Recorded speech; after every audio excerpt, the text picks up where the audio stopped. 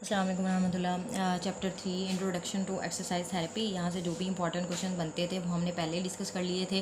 कोई ऐसा जितना ज़्यादा इंपॉर्टेंट चैप्टर नहीं है, शॉर्ट के हवाले से ही इंपॉर्टेंट है। यहाँ से आपने डेफिनेशन थोड़ी सी देख लेनी है, एक्सरसाइज थेरेपी क्या है, उसके एम्स क्या हैं, ये 2-3 पॉइंट्स आ जाते हैं। ठीक है, फिर उसके बाद हम जो है ना ये देखते हैं कि मेथड्स ऑफ टेस्टिंग में हम देख लेते हैं कि फंक्शनल टेस्ट मतलब डेली लाइफ एक्टिविटीज़ से हम किसी भी पेशेंट को देखते हैं कि उसका उठना बैठना चलना फिरना खाना, ठीक है, ईटिंग ड्रेसिंग वॉशिंग, मतलब हम सारी चीज़ें उसका पोस्चर वगैरह चेक करते हैं तो हमें पता चलता है उसकी मसल स्ट्रेंथ का एंड ऑल दैट। तो कॉमन सी बातें हैं। हम जॉइंट रेंज के ज़रिए से भी टेस्ट कर सकते हैं। इसमें ना गोनियोमीटर का इस्तेमाल होता है, उससे हमें पता चलता है कि जॉइंट रेंज क्या है। अब गोनियोमीटर आप MMT में पढ़ोगे, पूरे ये प्रैक्टिकल में पता चल जाता है। जैसे प्रोटेक्टर होता है ना, D जैसे होती है, उसके हम एंगल मैयर करते हैं, तो गोनियोमीटर भी उस तरह का होता है, उसमें एंगल्स ही होते हैं। तो वो आप जो है, लेकिन उसको रखने का एक तरीका होता है, ठीक है, जो जॉइंट रेंज मैयर होती है।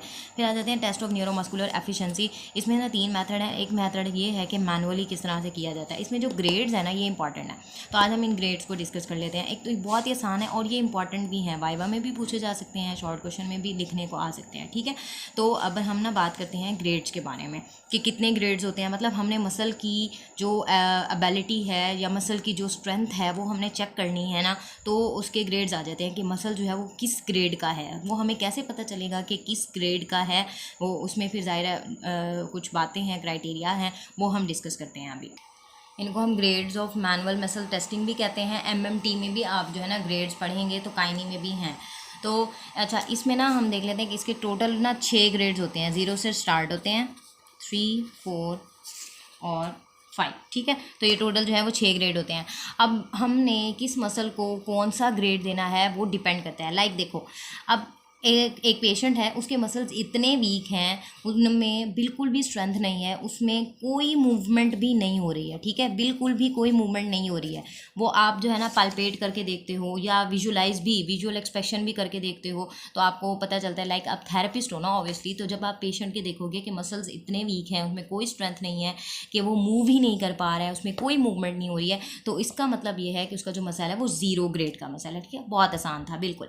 अब 1 जो है ना, जो 1 है उसमें होती है फ्लिकरिंग। ठीक है, क्या होती है? फ्लिकरिंग होती है, फ्लिकर होते हैं, फ्लिकर ऑफ कॉन्ट्रैक्शन होते हैं। ठीक है, लाइक पेशेंट जब मूव करता है, वो उसको हम कैसे कहेंगे कि इसका जो पेशेंट है ये पहले ग्रेड का है। वो कैसे कि मूव करने की वो कोशिश कर रहा है। ठीक है, और आप थेरेपिस्ट हैं या जो भी हैं वो देख रहा है, उसको देख रहा है या पाल्पेट करके बता रहा है कि फ्लिकरिंग हो रही है, मूवमेंट वो नहीं हो रही, कॉन्ट्रैक्शन नहीं हो पा रही है। ठीक है, फ्लिकरिंग हो रही है, लेकिन अलबत्ता क्या है कि मूवमेंट नहीं हो पा रही है। तो वो जो है, मतलब 0 में तो बिल्कुल मूवमेंट हो ही नहीं रही थी ना, आपने पाल्पेट भी किया तो आपको पता चला।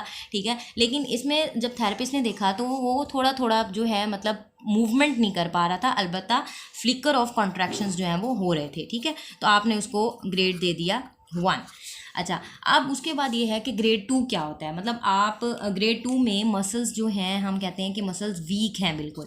ठीक है, मसल्स वीक हैं। अब ऐसा भी नहीं है कि बिल्कुल मूवमेंट का नामो निशान ही नहीं है, ऐसा भी नहीं होता। ग्रेड 2 के मसल्स में स्मॉल मूवमेंट होती है। ठीक है, होती है मूवमेंट, लेकिन वो बहुत कम होती है। अब उसका भी क्राइटेरिया है कि कैसे होती है, कि ग्रेविटी काउंटर बैलेंस होना चाहिए, यानी कि अगेंस्ट ग्रेविटी उसके मसल्स वर्क नहीं कर पाते हैं, उसके मसल्स मूव नहीं कर पाते हैं। तो ग्रेविटी काउंटर बैलेंस कैसे होगी? लाइक बेड पे लेटे हुए हैं या प्लिंथ पे लेटे हुए हैं, जिस हिसाब से भी है, जहाँ पे ग्रेविटी एक्ट नहीं कर रही है, क्योंकि वो अगेंस्ट ग्रेविटी मूव नहीं कर पा रहा है। ठीक है, स्मॉल मूवमेंट होगी, लेकिन जो ग्रेविटी है ना उसका इफेक्ट नहीं होना चाहिए, ग्रेविटी का इफेक्ट जो है वो नहीं होना चाहिए। तो हम कहेंगे कि ये जो मसल है वो ग्रेड 2 का मसल है। ग्रेड 3 में क्या होता है? ग्रेड 3 में बिल्कुल हम कहते हैं, हम उसको नाम देते हैं फेयर का। ठीक है, इसमें मूवमेंट होती है और अगेंस्ट ग्रेविटी होती है, माशाल्लाह। ठीक है, मूवमेंट हो रही है और ग्रेविटी की भी इन्वॉल्वमेंट है। सही हो गया, इसमें दोनों बातें जो है वो पूरी होती हैं, एप्लीकेबल होती हैं। मूवमेंट वो कर रहा है और अगेंस्ट ग्रेविटी कर रहा है। सही हो गया, वो अपनी रेंज जो है वो कंप्लीट कर पा रहा है। लेकिन इसमें रेजिस्टेंस का नाम कोई नहीं है, सिंपल अब बस पेशेंट जो है वो मूव करेगा, आराम से अपनी जो है ना वो ग्रेविटी के अगेंस्ट मूव कर लेगा। लेकिन 2 में ऐसा नहीं था। ग्रेड 4 पे जब हम आते हैं ना, ग्रेड 4 में हम उसको नाम देते हैं गुड का। ठीक है, उसमें क्या है? मूवमेंट भी हो रही है। ठीक है, वो मूव कर पा रहा है, ग्रेविटी भी उसमें इन्वॉल्व है, ग्रेविटी के अगेंस्ट भी मूव कर पा रहा है। इसके अलावा प्लस हमने कुछ रेजिस्टेंस भी दी है। ज़्यादा रेजिस्टेंस नहीं देनी है, बिल्कुल मॉडरेट रेजिस्टेंस देनी है, ठीक है। लेकिन अगर एक हद से ज़्यादा जो है अगर हमने रेजिस्टेंस दी, उसको रेजिस्ट किया, तो फिर क्या हो जाती है, मोशन ब्रेक हो जाती है, सही है। वहाँ से भी हमें आइडिया हो जाता है कि ये ग्रेड 4 के मसल है। लाइक ये टेस्टिंग करनी है ना, हमने मसल्स की टेस्टिंग करनी है। जब हमने टेस्ट किया कोई मूवमेंट हमें नज़र नहीं आई, ग्रेड 0 का मसल था, फिर ऑब्वियसली हम उसके हिसाब से ट्रीटमेंट प्रोसीजर चलाएंगे कि इस पेशेंट को कौन सा ट्रीटमेंट देना है।